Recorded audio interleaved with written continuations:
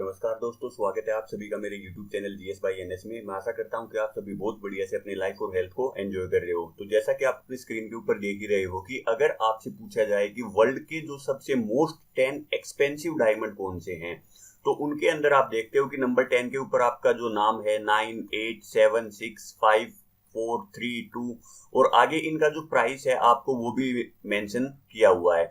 लेकिन अगर हम बात करते हैं तो नंबर 1 पे जो आपका डायमंड है वो है आपका कोहिनूर। और कोहिनूर के आप अगर प्राइस रेट के ऊपर आप लिखते आगे देख रहे हो तो वहां पे आपको दिखाई दे रहा है अननोन। अननोन का मीनिंग क्या है कि आज तक इस हीरे की जो कीमत है वो कभी लगाई नहीं गई है। ये बोला गया है कि ये है बिल्कुल आपका एक प्राइसलेस हीरा है, इसकी कोई कीमत आज तक हुई नहीं है। ऐसा क्यों बोला गया है? क्योंकि अब तक अगर आप इसकी पूरी टाइमलाइन देखोगे, लगभग 11वीं या 12वीं शताब्दी के अंदर इसको आपकी जो माइंस होती है वहां से निकाला गया था और वहां से लेके अब तक इसको सिर्फ और सिर्फ या तो उपहार के तौर पे दिया गया है या फिर इसको चुराया गया है, या फिर अगर हम बात करते हैं तो इसको क्या है, एक राजा ने दूसरे राजा को हरा के जबरदस्ती उससे छीना है। कभी भी इसको खरीदा या बेचा नहीं गया है। तो इसीलिए इस हीरे को क्या है, इसको बोला गया है प्राइसलेस डायमंड। तो आज इसी प्राइसलेस डायमंड की हम पूरी की पूरी टाइमलाइन देखेंगे कि कहां से इसका ओरिजिन हुआ, ओरिजिन होने के बाद ये कैसे कैसे मतलब कि अलग अलग लोगों से होते हुए आपका ये इंग्लैंड में चला गया। आपको इतना तो बेसिकली पता ही होगा कि जो कोहिनूर डायमंड है वो हमारे इंडिया से ही निकला था, लेकिन आज के दिन ये आपकी जो ब्रिटिश क्राउन है, ब्रिटिश क्राउन का मीनिंग क्या है, जो अगर आप इंग्लैंड जाते हो तो इंग्लैंड की महारानी है तो उनके ताज में आपको ये लगा हुआ दिखाई देता है। तो ये पूरी टाइमलाइन ये वहां पर पहुंचा कैसे, तो वो सारी चीजें आज आपको बताई जाएंगी।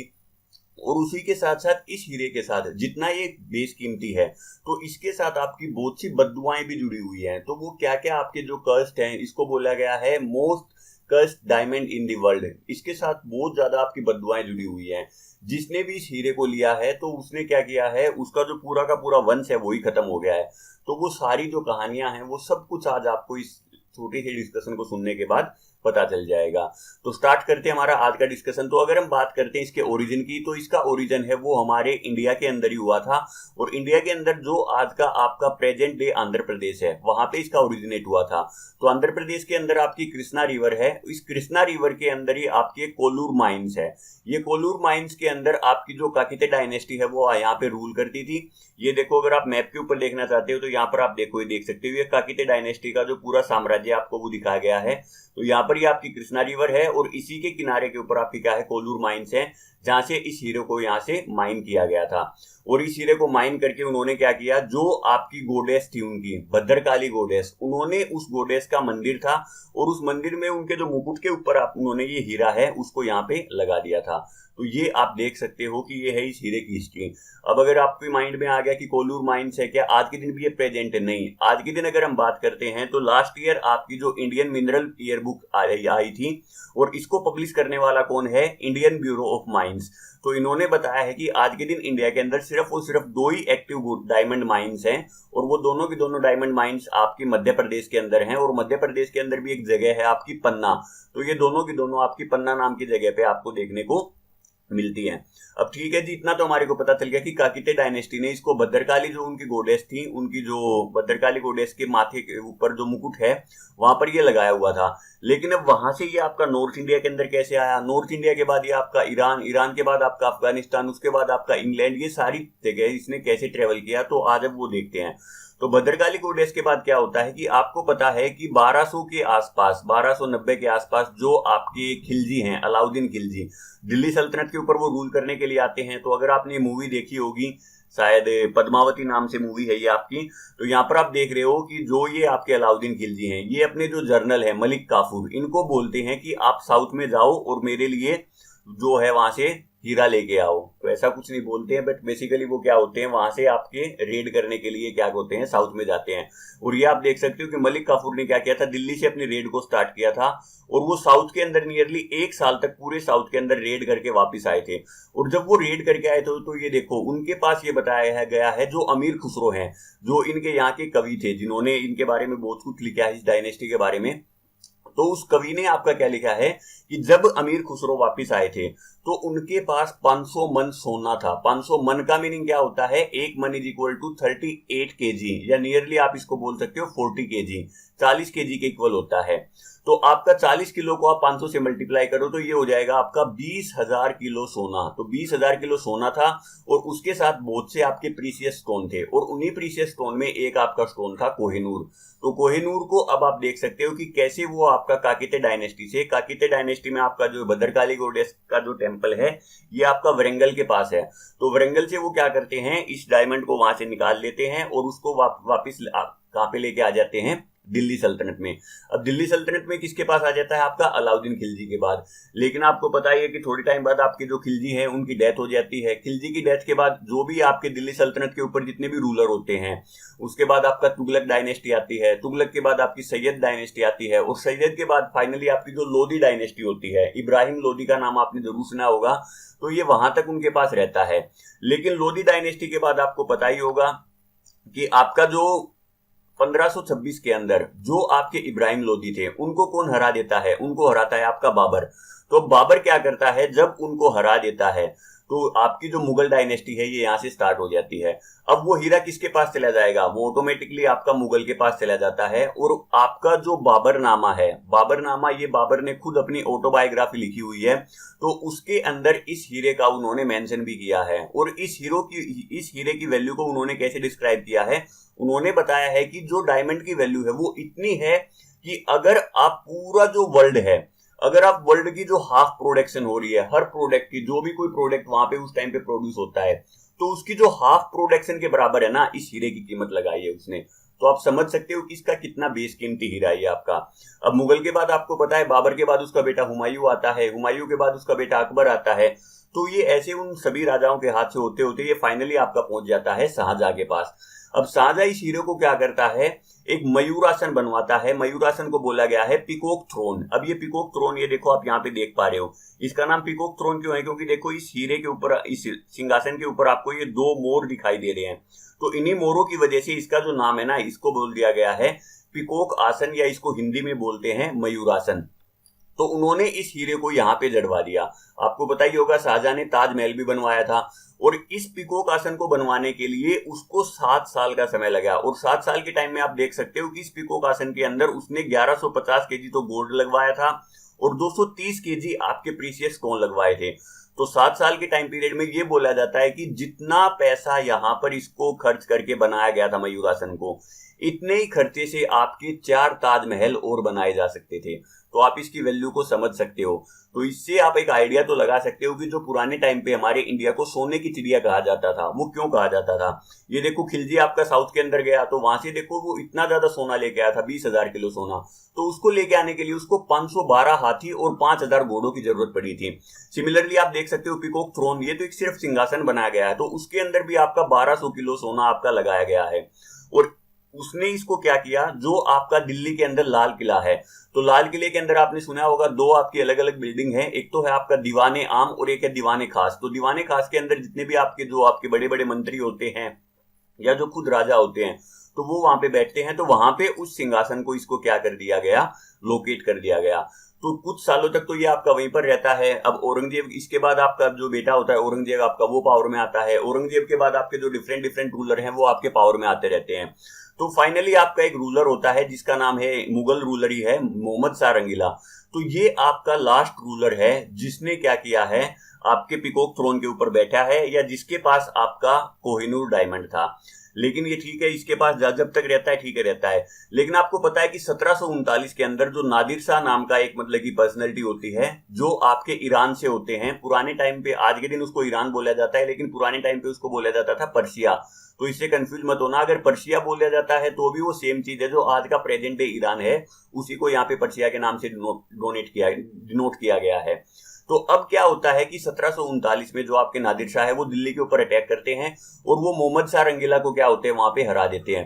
अब मोहम्मद शाह रंगीला को हराते हैं तो वो क्या करते हैं, उसके मोस्टली जितने भी उसके जो पूरी दिल्ली के ऊपर वो अटैक करके उसमें बहुत ज्यादा लूटपाट मचाते हैं। उसका जो भी ट्रेजरी थी उसको लूट लेते हैं, जितना भी सोना होता है उसको लूट लेते हैं। लेकिन मोहम्मद शाह रंगीला क्या होते हैं, जो कोहिनूर डायमंड है उसको अपनी पगड़ी के अंदर छुपा के रखते हैं। तो पगड़ी के अंदर छुपा के रखते हैं। तो इसी को मतलब कि जो आपके मोहम्मद शाह रंगीला थे, उन्हीं के कोई मतलब कि विश्वासघाती नौकर था, उस नौकर ने क्या कर दिया, नादिर शाह को बता दिया कि जो ये है सबसे इंपॉर्टेंट चीज है वो तो आपने लूटी ही नहीं, और वो सबसे इंपॉर्टेंट चीज आपके जो मोहम्मद शाह रंगीला है उनकी पगड़ी में है। तो अब वो क्या करते हैं, जाने से एक दिन पहले मोहम्मद शाह रंगीला को बुलाते हैं और बोलते हैं कि अब हम क्या करेंगे, अपनी टर्बन को एक्सचेंज करेंगे। अब मोहम्मद शाह रंगीला अगर नहीं करते तो वो उसको मार देता नादिर शाह। तो उसने क्या किया कि जान है तो जहान है, तो उसने क्या किया, पगड़ी अपनी उसको दे दी। और पगड़ी को जब उसने खोल के देखा वहां पे, तो वहां से ये हीरा निकल के आया, और हीरे को देखते ही नादिर शाह ने इसको बोला कोहिनूर। कोहिनूर का मीनिंग होता है माउंटेन ऑफ लाइट। तो माउंटेन ऑफ मतलब ये बोला गया कि वहां पर पूरे दरबार के अंदर इतनी ज्यादा रोशनी होगी कि जिसको देखते ही इसके मुंह से ये वर्ड निकल गया कोहिनूर। तो इसका जो आज के दिन जो प्रेजेंट डे इसका नाम जो कोहिनूर पड़ा है, तो वो कोहिनूर इसको नाम किसने दिया था, वो आपका दिया था नादिर शाह ने। तो ये आपको पता होना चाहिए। तो अब नादिर शाह ने इसको क्या किया, यहां से ले लिया। और देखो वहां से अब वो नादिर शाह क्या करता है, इंडिया से जितना भी ये सोना होता है और जितने भी प्रीसियस आपके हीरे मोती जो भी होते हैं, इनको जब वो लेके जाता है, तो इनको ईरान में लेके जाने के लिए उसको 700 हाथी, 4000 ऊंट और 12000 घोड़ों की जरूरत पड़ी थी। तो देखो कितना ज्यादा सोना वो यहां से आपका लूट के लेके जाता है। अब वो यहां से क्या करता है, इसको सभी चीजों को वो कहां पे लेके चला जाता है, पीकॉक थ्रोन को भी, पीकॉक थ्रोन के साथ आपका कोहिनूर डायमंड और उसके साथ आपका बहुत ही ज्यादा सोना है, उसको वो लेके चला जाता है ईरान के अंदर। और अब वो क्या करता है, इसको पीकॉक थ्रोन से हटा के जो आपका कोहिनूर डायमंड है वो अपनी आर्म बैंड पे बांध लेता है। आपको पता ही होगा रक्षाबंधन के टाइम पे जब हम राखी बंधवाते हैं, तो ये आपकी जो कलाई है जहां पर हम घड़ी बांधते हैं, तो उसी आर्म बैंड के ऊपर वो क्या कर लेता है, उसको हीरे को यहाँ पे बांध लेता है। तो उसने अगर हम बात करते हैं, अब कोहिनूर ने भी अब देखो इसकी वैल्यू बताई है। वैल्यू उसने नादिर शाह ने कैसे बताई, उसने बोला कि ये हीरा है, ये आपका इतना ज्यादा बेशकीमती है कि अगर एक पावरफुल आदमी खड़ा होके चारों दिशाओं के अंदर एक पत्थर को फेंकता है और एक ऊपर की तरफ आसमान की तरफ फेंकता है, तो जितना जो स्पेस बनेगा, अगर हम उस पूरे स्पेस को हम सोने से भर दें, तो भी उसकी वैल्यू है कोहिनूर डायमंड की उस सोने से आपकी ज्यादा होगी। तो आप समझ सकते हो, नॉर्थ में, साउथ में, ईस्ट में, वेस्ट में, चारों तरफ आप पत्थर फेंक के देखो और उस पूरे स्पेस को आप किससे, डायमंड से भर के देखो, सॉरी गोल्ड से भर के देखो। तो गोल्ड से भरने के बाद आप समझ सकते हो देखो कितना ज्यादा गोल्ड वहां पे आ जाएगा, लेकिन फिर भी इसकी वैल्यू है वो आपकी ज्यादा बताई गई है। तो अब नादिर शाह इसको लेके कहां पे चला जाता है, ईरान के अंदर। तो ये है आपका प्रेजेंट डे ईरान। अब ईरान के अंदर क्या होता है कि नादिर शाह का जो जर्नल होता है, आर्मी जर्नल, उसका नाम होता है आपका अहमद शाह अब्दाली। अब अहमद शाह अब्दाली जाके ईरान के अंदर क्या कर देता है, उसका नादिर शाह का मर्डर कर देता है, और मर्डर करके वो क्या करता है, अपनी एक नई डायनेस्टी या अपना एक नया एम्पायर खड़ा करता है, जिसको वो बोलता है दुर्रानी एम्पायर। तो ये जो आपको डार्क कलर में दिखाई दे रहा है, आज का प्रेजेंट डे आपका अफगानिस्तान हो गया, और थोड़ा बहुत पोर्शन है वो आपका पाकिस्तान का है। तो यहां पर वो अपना क्या करता है, एक अलग एम्पायर बनाता है, और जिस एम्पायर को वो क्या बोलता है, दुर्रानी एम्पायर। अब अहमद शाह अब्दाली का नाम आपने हिस्ट्री के अंदर भी जरूर सुना होगा, अगर किसी बच्चे ने हिस्ट्री पढ़ी होगी तो आपने सुना होगा पानीपत की तीसरी लड़ाई हुई थी मराठों और अहमद शाह अब्दाली के बीच में, तो वहां पे वो मराठों को हरा देता है। तो ये देखो, ये आपको यहाँ पर इंडिया दिखाई दे रहा है। तो इंडिया के अंदर पावरफुल कौन होते हैं, मराठे, और इस साइड आपका पावरफुल कौन होता है, अहमद शाह अब्दाली। तो इन दोनों के बीच में क्या होती है, लड़ाई होती है, और वहां पर भी आपके जो अहमद शाह अब्दाली हैं वो आपके जीत के आ जाते हैं। बट मतलब मेनली मैं यहाँ पर आपको क्या बताना चाहता हूँ कि हमारा उस पाकिस्तान जो पानीपत की लड़ाई है वहां से कोई लेना देना नहीं है। हमारा मेन काम था कि वो थोड़े टाइम पर, जब तक आपके नादिर शाह जिंदा रहते हैं, वो ईरान के अंदर रहता है कोहिनूर डायमंड, और जैसे ही आपके ईरान के अंदर उनकी डेथ होती है, तो आपके अहमद शाह अब्दाली उसको लेके आ जाते हैं अफगानिस्तान के अंदर। अब वो हीरा आपका कहाँ पे है, अफगानिस्तान के अंदर है, दुर्रानी डायनेस्टी के पास। तो ये दिखाया गया है कि वहां पे 1747 में उसको मार दिया जाता है, उसके जो आर्मी जर्नल होते हैं अहमद शाह अब्दाली के द्वारा। और अहमद शाह अब्दाली ने फिर यहाँ पे क्या किया, पंजाब के अंदर जाके आपका इतना ज्यादा कत्लेआम किया। उस कत्लेआम के लिए आपकी पंजाब के अंदर एक सेइंग भी है, और वो आपकी मतलब की कहावत क्या है, कहावत आपकी ये है कि खाता पीता लाहिदा रहंदा अहमद साहिदा। मतलब कि यहाँ पर इसका मीनिंग क्या है कि जो आपने खा लिया और पी लिया वो तो सिर्फ आपका है, और जो भी कुछ बचा हुआ है वो सारा का सारा किसका है, अहमद शाह अब्दाली का। कि अहमद शाह अब्दाली आएगा, जो भी कुछ बचा हुआ है वो सब उस चीज को लूट के ले जाएगा। तो और वहां पर इसने क्या किया, लगभग 30,000 जो आपके सिख सोल्जर थे, इनको भी वो डेथ कर दिया था, इनको मार दिया था। तो आप समझ सकते हो कि इसने क्या किया था, अहमद शाह अब्दाली ने आपकी इतनी ज्यादा लूटपाट मचाई और इतने ज्यादा लोगों को मारा। तो इससे क्या होता है कि एक टाइम के बाद जब आके आपके अहमद शाह अब्दाली की डेथ होती है, तो डेथ होने के बाद इसके जितने भी वंशज होते हैं, उन सभी के बीच में आपकी क्या हो जाती है, लड़ाई स्टार्ट हो जाती है। तो एक है वो दूसरे को मारना स्टार्ट कर देता है। तो यहाँ पर अगर आप देखना चाहते हो तो एक ब्लड सोक्ड एपिसोड है वो आपका वन आफ्टर अनदर स्टार्ट हो जाता है। और उस एपिसोड के अंदर जो इंपॉर्टेंट इवेंट है वहां पे क्या क्या बताया गया है कि एक जो राजा है वो अपने ही बेटे को क्या कर देता है, अंधा कर देता है। ये आप समझ सकते हो कि जो कोहिनूर के साथ जितनी भी बद्दुआएं जुड़ी हुई है ना, ये उनका असर है। देखो खुद आप समझ सकते हो कि एक बाप अपने बेटे को ही अंधा कर दे तो कितनी मतलब एक बुरी चीज है। उसी के साथ अगर बोला जाता है कि एक जो रूलर होता है वो दूसरे रूलर को क्या करता है, बिल्कुल उसका सेव करके सिर को, और सेव करके उसके सिर के ऊपर किस चीज का ताज पहनाता है, गोल्ड को, आपका जो सोना होता है उसको मोल्डन फॉर्म में ले जाके। तो आप समझ सकते हो कितना ज्यादा उसका टेम्परेचर होगा, और जब वो सिर के ऊपर गिरेगा तो उसकी क्या हालत होगी। तो देखो कितना ज्यादा इसकी जो कर्स्ट हैं, इसके साथ कितनी ज्यादा इसके साथ बद्दुआएं जुड़ी हुई हैं, तो उसका असर आप यहाँ पे देख सकते हो। तो इन सभी कर्स्ट से होके ये आपका फाइनली जो हीरा होता है, ये अहमद शाह अब्दाली के जो आपके वंशज होते हैं, तो उन्हीं में से एक वंशज होता है शुजा शाह दुर्रानी, तो ये उनके पास पहुंच जाता है। और इस टाइम तक आपका पंजाब के अंदर पावरफुल कौन हो जाता है, पंजाब के अंदर पावरफुल हो जाता है आपका महाराजा रणजीत सिंह। तो महाराजा रणजीत सिंह आपका क्या करता है, अहमद शाह अब्दाली के ऊपर अटैक करता है, और अटैक करके वो इसको इतना ज्यादा डराता है, धमकाता है कि वो इससे क्या कर लेता है, हीरा फिर से छीन के पंजाब के अंदर, या आप बोल सकते हो कि वो इंडिया के अंदर वो फिर से इस हीरे को लेके आ जाता है। तो अब ये हीरा किसके पास आता है, ये आपका हीरा आता है सिखों के पास, और सिखों में भी किसके पास आता है, महाराजा रणजीत सिंह के पास। अब कुछ तो ये बोलते हैं कि आपका जो ये शाह दुर्रानी है, इनको अपनी लाइफ की मतलब कि बहुत ज्यादा खतरा था, इनको लगता था कि इनके जो वंशज है वो इनको ही मार देंगे, तो ये खुद अपनी जान को बचाने के लिए इनकी शरण में आया था। कुछ ये बोलते हैं कि सिखों ने जबरदस्ती, जो आपके महाराजा रणजीत सिंह हैं, इन्होंने इसको इतना ज्यादा प्रेशराइज किया कि उनको क्या करना पड़ा, वो हीरा है वो फाइनली उसको देना ही पड़ गया। तो देखो इसके बारे में आपकी बहुत सी कहानियां हैं, आप जिस भी कहानी को सच्चा मानना चाहो आप वो मान सकते हो। और रणजीत सिंह को आपका शेरे पंजाब या शेरे लॉयन ऑफ पंजाब भी कहा जाता है, तो ये आप देख सकते हो। अब जैसे ही आपके महाराजा रणजीत सिंह की डेथ होती है 1839 के अंदर, तो इनका जो बेटा होता है दिलीप सिंह, तो वो दिलीप सिंह क्या होता है उस टाइम पे सिर्फ और सिर्फ आपका 1 साल का ही होता है। और इनकी जो माता होती है जिंदन कौर, वो इनको क्या करती है, जम्मू कश्मीर में लेके चली जाती है, और वहां पर वो इनका क्या करती है, पालन पोषण करती है। और 39 से लेके जो आपका 43 का टाइम पीरियड है, इस अगले 4 साल में ही आपके 4 राजा हैं वो आपके इसके ऊपर राज करते हैं। पहला राजा होता है उसको दूसरा मार देता है, दूसरा बैठता है गद्दी के ऊपर उसको तीसरा मार देता है, तीसरा बैठता है उसको चौथा मार देता है। और इस टाइम पे आपको पता ही होगा कि 1843 वाला जो टाइम है, तो आपके जो ईस्ट इंडिया कंपनी है, ब्रिटिशर हैं, वो आपके बहुत ही ज्यादा पावरफुल हो चुके थे। तो ब्रिटिशर आपके क्या करते हैं, फर्स्ट एंग्लो सिख वॉर करते हैं। तो 45 के अंदर वो इनको सिख को बुरी तरह से यहाँ पे हरा देते हैं। और यहाँ पर आप देखते हो कि सेकंड एंग्लो वॉर होती है 1849 के अंदर, और यहाँ पर तो वो इनको पूरी तरह से ही बिल्कुल परास्त कर देते हैं। और अब उस टाइम पे अगर आप देखते हो तो 39 से लेके 49 आपके जो दिलीप सिंह हैं, इनकी एज कितनी हो जाती है, 10 से लेके 11 साल इनकी उम्र होती है। और 11 साल में वो ऑफिशियली क्या करते हैं, एक ट्रीटी ऑफ लाहौर को साइन करवाते हैं। इनकी जो माँ होती है जिंदन कौर, उनको तो वो क्या कर देते हैं, जेल में बंद कर देते हैं। और ट्रीटी किससे साइन करवाते हैं, संधि जो होती है आपकी, वो आपकी साइन करवाते हैं आपके दिलीप सिंह से। और दिलीप सिंह से वो आपकी ये लिखवा लेते हैं कि आप अपनी मर्जी से पूरे होशो हवास में जो आपका कोहिनूर डायमंड है, इसको आप क्या कर रहे हो, महारानी को गिफ्ट कर रहे हो। और आपका जितना भी जो आपका साम्राज्य है वो भी आप क्या कर रहे हो, ईस्ट इंडिया कंपनी के साथ उसका विलय कर रहे हो। तो ये आप देख सकते हो कि 11 साल के बच्चे के साथ क्या उसकी कहानी हुई है। अब उसके बाद क्या होता है, इसके बारे में भी बहुत ज्यादा कहानियां बोली जाती हैं कि जो आपके दिलीप सिंह हैं, इनको आपके जो ब्रिटिश है उन्होंने क्या किया, 25,000 यूरो की, तो आप समझ सकते हो 25,000 यूरो नहीं, ये यहाँ पे पाउंड है। तो पाउंड आपको पता ही है इंग्लैंड की करेंसी है। तो उस टाइम पे 1 साल की इनकी इतनी पेंशन बांधी गई थी। तो आज के दिन अगर आप उसको कंपेयर करके देखना चाहते हो तो आप उस अमाउंट को कन्वर्ट करके देख सकते हो कि 1 पाउंड के अंदर कितने रुपए होंगे, और उनको आप मल्टीप्लाई करके देखो और उस टाइम पे इन 25,000 की वैल्यू कितनी होती होगी। तो ठीक है, कुछ टाइम तक तो ये अपने उसको लेते हैं पेंशन को, लेकिन जैसे ही आपके बड़े होते हैं और अपनी माँ से मिलते हैं, तो माँ से मिलने के बाद इनको पता चलता है कि इनकी क्या हिस्ट्री थी और 11 साल की उम्र में इनके साथ क्या क्या हुआ।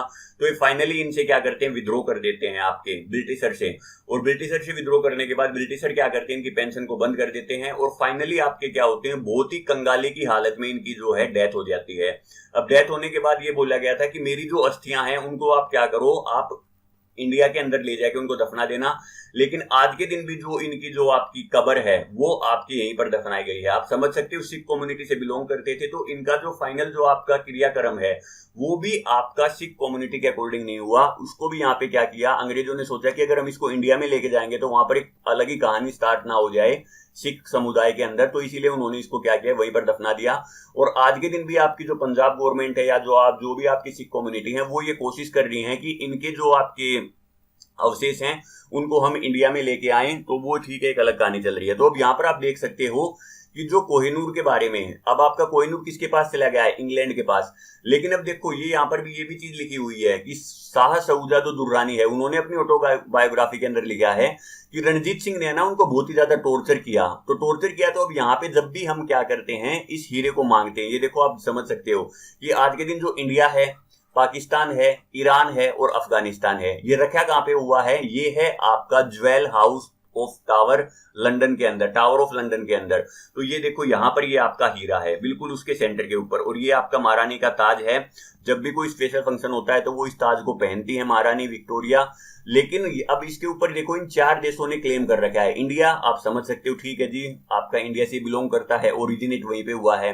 पाकिस्तान इसको किस लिए क्लेम करता है, वो बोलता है कि जो लाहौर के रूलर थे उस टाइम पे, दिलीप सिंह को बोलो या फिर अगर हम बात करते हैं महाराजा रणजीत सिंह, तो वो लाहौर के रूलर थे। और लाहौर आज के दिन कहां पे है, पाकिस्तान के अंदर लाई करता है।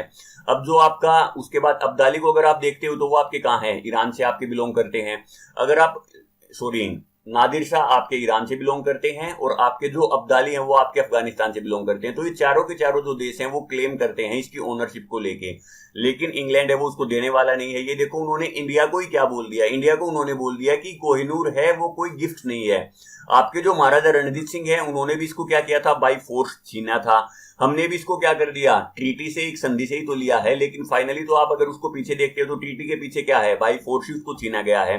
तो इसीलिए आप इसको एक चीज देखते हो कि इस हीरे को जब भी आपका क्या होता है, एक राजा ने दूसरे राजा से हमेशा छीना ही है। तो छीनने की वजह से क्या होता है, जो आपका लेस पावरफुल आदमी होता है वो क्या करता है, अपनी बद्दुआएं भी दे देता है इस हीरे के साथ साथ। तो इसीलिए इस हीरे को क्या बोलते हैं कि जो भी इस हीरे को लेता है ना, तो उसके साथ एक बैड लक भी उसके साथ साथ चला जाता है, और इसके साथ बहुत से आपके जो कर्ज हैं वो इसके साथ जुड़े हुए हैं। और इस हीरे के बारे में दूसरी जो सबसे बड़ी चीज बोली गई है कि इस हीरे के बारे में ये है कि जो भी इस हीरे को रखता है वो पूरे के पूरे वर्ल्ड के ऊपर राज करेगा, पहली चीज। लेकिन इस हीरे को अगर कोई औरत या कोई भगवान पहन के रखेगा तब तक ही वो इसके ऊपर राज कर पाएगा, या वो इसकी जो इसके ऊपर जितने भी इसके बैड लक हैं या जितने भी इसके कर्सेज हैं वो उनसे मुक्त कर पाएगा। लेकिन अगर कोई भी मेल इसको पहनेगा तो मेल के पहनते ही उसकी जो पूरी की पूरी डायनेस्टी है वो आपकी खत्म हो जाएगी। और ये चीज आपने देखी भी, आपकी जो दिल्ली सल्तनत थी उसके अंदर जो खिलजी डायनेस्टी थी वो आपकी खत्म होगी। उसके बाद आपकी जो लोधी डायनेस्टी थी वो आपकी खत्म होगी। मुगल डायनेस्टी थी वो आपकी खत्म होगी। नादिर शाह है वो आपका खत्म हो गया। नादिर शाह के बाद अगर आप देखते हो उसका पूरा जो अहमद शाह अब्दाली है वो भी आपका खत्म हो गया। महाराजा रणजीत सिंह है उसका पूरा वंश है, वो देखो आप सभी के सभी जितने भी मेल कम्युनिटी ने जब तक इसको पहने रखा है तो वो तब तक क्या हुआ है, खत्म हो गया है। लेकिन यहां पर क्या है, इंग्लैंड ने क्या किया, इसके जितने भी जो बैड लक थे इनसे बचने के लिए इस हीरे को आपका क्या किया, ब्रिटिश क्राउन की जो आपकी औरत है, जो आपकी महारानी है, उसके मुकुट के अंदर जड़वा दिया। तो उसके मुकुट के अंदर जड़वाने की वजह से क्या है, इसके बारे में ये आपका बोला गया है। अब देखो इसके बारे में और भी बहुत सी कहानियां हैं, अगर आप उसको बिल्कुल डिटेल में पढ़ना चाहते हो कि जिस टाइम पे 1852 के अंदर इसको यहाँ पे ले जाया गया तो उस टाइम पे ये बोला गया कि इसको आम जनता के अंदर आपका जो दिखाया गया, आम जनता के अंदर, तो आम जनता ने जब इसको देखा तो उन्होंने क्या बोला कि यार ये तो कुछ इतना इंपॉर्टेंट तो है ही नहीं, इतना कुछ खास चमक वाला है, कुछ भी चीज इसके अंदर है ही नहीं देखने के लिए। तो प्रिंस एल्बर्ट है वो इससे इतने ज्यादा मतलब कि उदास हो गए, तो उन्होंने क्या किया कि जो आपके डेविड ब्रूस्टर हैं इनको बोला गया कि आप इस हीरे को दोबारा से तराशो, इसकी दोबारा से रीवर्किंग करो। और रीवर्किंग के अंदर उनको लगभग 450 घंटे लगे, और 450 घंटों के अंदर उसने क्या किया, इसको एक ओवल कट शेप में कट कर दिया। ओवल कट का मीनिंग क्या है, अंडे के आकार में। और आज के दिन अगर आप इसका साइज देखते हो ना तो इसकी जो लंबाई है वो आपकी 3.6 सेंटीमीटर है, इसकी जो चौड़ाई है वो आपकी 3.2 सेंटीमीटर है और इसकी जो ऊंचाई है वो आपकी 1.3 सेंटीमीटर है। तो लगभग आप बोल सकते हो कि जैसा आपका एक अंडा होता है ना, तो ये सेम उस अंडे के आकार में बना हुआ है। और उन्होंने इसके वेट को है ना 186 कैरेट से कन्वर्ट करके कितना कर दिया, 105 कैरेट कर दिया।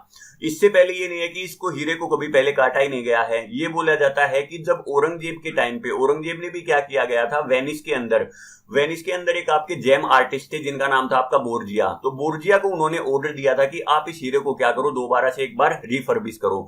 तो उन्होंने क्या है, इस हीरे को इनहेंस करने के लिए इसको रिफर्बिश तो करना स्टार्ट किया था, लेकिन उन्होंने क्या किया, इसका जो वेट था, ओरिजिनल वेट था इसका 793 कैरेट, और इसने उस वेट को घटा के कितना कर दिया, 186 कैरेट। और इसने इसको मतलब कि हीरे की शेप को इतना ज्यादा बिगाड़ दिया कि औरंगजेब ने उसको जो उसकी मेहनत आना थी, जो उसने बोला था कि मैं इसको कट करके बहुत ही बढ़िया शेप में कन्वर्ट कर दूंगा, उसको भी देने से मना कर दिया और उसके ऊपर बहुत ही ज्यादा फाइन भी लगा दिया कि आपने तो जो मेरा ओरिजिनल हीरा था उसको ही खत्म कर दिया। तो ये समझ सकते हो, देखो इसके साथ ये भी कहानी आपकी जुड़ी हुई है। तो ओरिजिनली जब इसको मतलब कि कल्लूर माइन से निकाला गया था तो इसका वेट था आपका 793 और आज के दिन एट प्रेजेंट इसका वेट है आपका 105 कैरेट। और प्राइस लिस्ट तो मैंने आपको बता ही दिया है। तो अब आपको क्या लगता है फाइनली पूरी के पूरी डिस्कशन को सुनने के बाद, जो इसका पूरा डिस्कशन हमने सुना कि कैसे ये आपका काकीटे डायनेस्टी से खिलजी के पास गया, फिर आपका मुगल के पास, फिर आपका नादिर शाह के पास ईरान के पास, फिर अहमद शाह अब्दाली अफगानिस्तान के पास, फिर फाइनली ये रणजीत सिंह के पास आके आपकी क्राउन के पास चला गया या ब्रिटिशर के पास चला गया। तो आपको क्या लगता है, क्या ये हीरा दोबारा से हमारे इंडिया के अंदर आ सकता है या नहीं आ सकता? तो कमेंट बॉक्स में जरूर इस क्वेश्चन का आंसर दो। तो अगर डिस्कशन आपको पसंद आता है तो आप चीजों को लाइक कर सकते हो, चीजों को शेयर करना ना भूलें। अगर आपको कुछ सीखने को नई चीजें मिली हैं तो हो सकता है किसी दूसरे बंदे को भी वो चीजें सीखने को मिल सकती हैं, और चैनल को सब्सक्राइब करना ना भूलें। तो ये था हमारा आज का डिस्कशन। अगर आपको चीजें पसंद आती हैं तो आप सुनते रहिए। तो आज के लिए इतना ही। Thank you and take care.